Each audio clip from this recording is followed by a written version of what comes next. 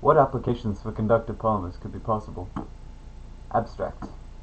Conductive polymers are promising compounds that can conduct electricity.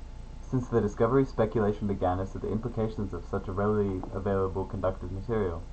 In the decades it's been since their discovery, conductive polymers haven't quite had the dramatic electronic revolution some predicted, but with continued research, they keep providing promising real-world applications and potential answers to challenging problems. This research project will aim to explain what polymers are, why they are important, and the ethical implications of using the following research directives. What are conductive polymers? What are some real-world applications for polymers? And what are the ethical implications of manufacturer integration? So what are conductive polymers? Polyaniline was the first polymer that was tested for electroconductivity by Henry Lethby in the 19th century. From 1950 to 1980, some research indicated that under certain conditions, polycyclic compounds and some salts showed conductive properties.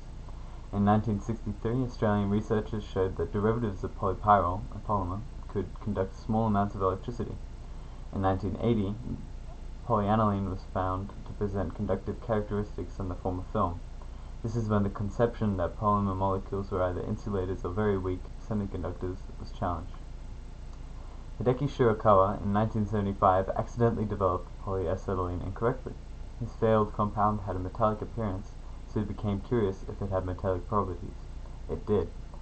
He collaborated with physicist Alan Heeger and chemist Alan McDermid to try different methods of creating polyacetylene and testing them.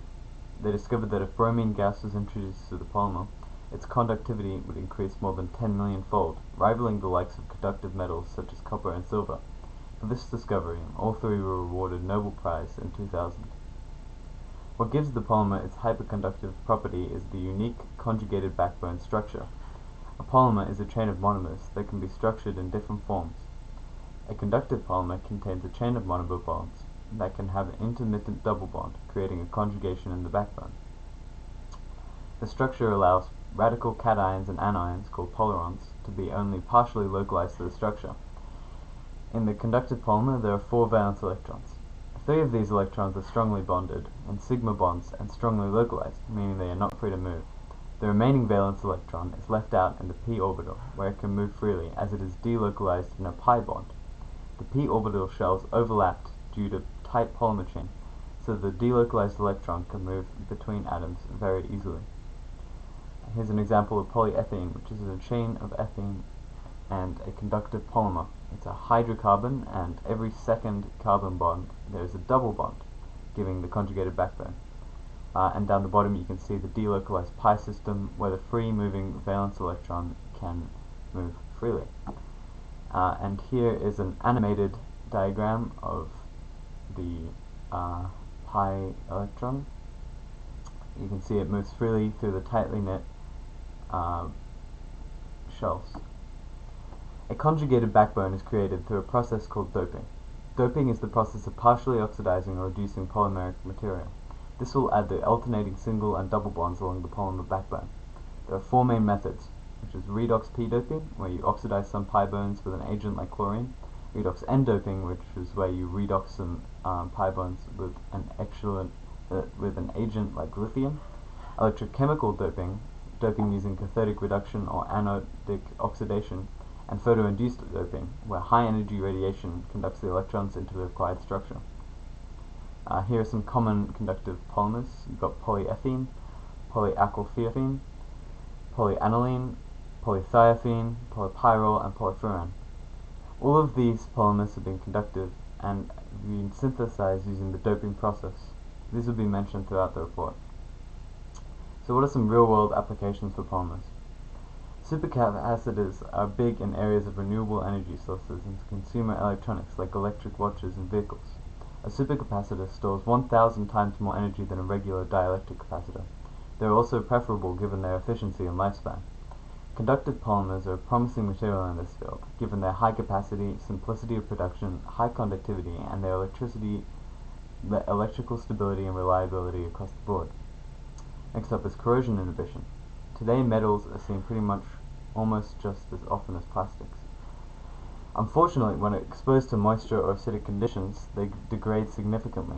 Many historical corrosion inhibitors have been both environmentally hazardous and toxic, such as chromate-based compounds. Conductive polymers showed promising signs of corrosion inhibition. They can be synthesized in a film, and when applied to metal, they form a phosphate layer. This protects the metal from corrosion, keeping it strong and usable. Conductive polymers are being trialed for usage in cancer treatment. NIR-PTT treatment involves placing a metal near a cancerous tumor and heating it with infrared laser, damaging the tumor. However, metals corrode inside the body and are often toxic. Conductive polymers can be just as effective as metals in the treatment due to their ability to absorb infrared and relatively low corrosion and toxicity. But is production of conductive polymers feasible? Well, conductive polymers are already being produced on a large scale. The global conductive polymers size was 330 kilotons in 2015. Polymers like polyacetylene, polythiophene, and polypyrrole are popular manufactured conductive polymers. But what are the ethical implications of manufacturing integration? Conductive polymers offer an alternative to conductive materials like copper, but if you can use conductive polymers, should you? Of course, copper is not easy to obtain. It requires mining, transporting, and smelting. However, even if conductive polymers were easier to manufacture, is it the ethical decision to create them? Plastic is present in almost all manufacturing. It is in every industry, every country, every community. It is considered an environmental disaster and unfortunately a profitable miracle. Plastic has been mass-produced ever since the 1950s and amounted to 9 billion tons of plastic having been made since the 1950s. Currently only 9% of plastic is recycled.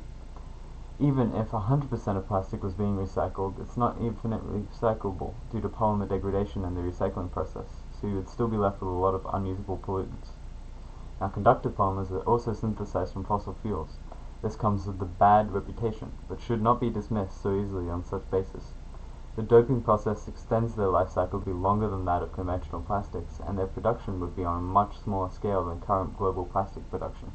Given their potential regarding renewable energy sources and cancer treatment, and their potential to replace hazardous metals, are they an ethically responsible endeavor? Some concluding statements. This research project answered all of the questions pertaining to conductive polymers that it set out to. It outlined the history, chemistry, and applications, and ethical considerations of conductive polymers. The complexities of electrochemistry and the data acquired in the varying conductivities of polymers were not discussed in length due to the information not contributing much to the research objectives. To summarize, conductive polymers are a promising and affordable overlooked material. They have potential to replace hazardous metals and have huge implications for consumer and industrial electronics.